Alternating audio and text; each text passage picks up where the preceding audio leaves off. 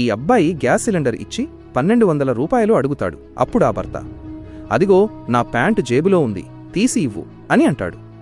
కాని ఆ అమ్మాయి తన పర్సు నుంచే డబ్బులు తీసి ఇస్తుంది. అప్పుడు ఆ భర్తకు తన భార్యపై అనుమానం వస్తుంది. నీ దగ్గర ఈ డబ్బులు ఎక్కడి నుంచి వచ్చాయి అని అడుగుతాడు. అప్పుడు ఆమె, నా దగ్గర దాచి ఉంచాను, అవే ఇచ్చేశాను అని అబద్ధం చెబుతుంది. ఆ తరువాత ఆమె మళ్లీ 1-2 వేల రూపాయల విలువైన పార్సిల్ను ఆర్డర్ చేసి తెప్పించుకుంటుంది. అప్పుడు భర్త, ఏం ఆర్డర్ చేశావు అని అడుగుతాడు. సూట్ ఆర్డర్ చేశాను అని ఆమె అంటుంది. అయితే వేసుకుని చూపించు అని భర్త అడిగితే ఆమె మనసులోనే సణుగుతూ వద్దు అని అంటుంది. ఇంకో రోజు షాప్ నుంచి సరుకులు తీసుకుని దుకాణదారుడికి 300 రూపాయలు ఇవ్వడానికి భర్త డబ్బులు తీయబోతుండగా వెంటనే భార్య లెక్కించి 300 రూపాయలు ఇచ్చేస్తుంది. దీనికి భర్తకు చాలా కోపం వస్తుంది.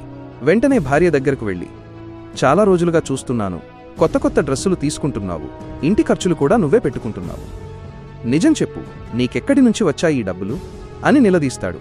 అప్పుడు ఆ అమ్మాయి చెప్పిన విషయాన్ని వినడానికి ముందు, ఆగునైనా, నన్ను చూసి విస్మరించకు, లేకపోతే నీకు చెడు సమయం వస్తుంది.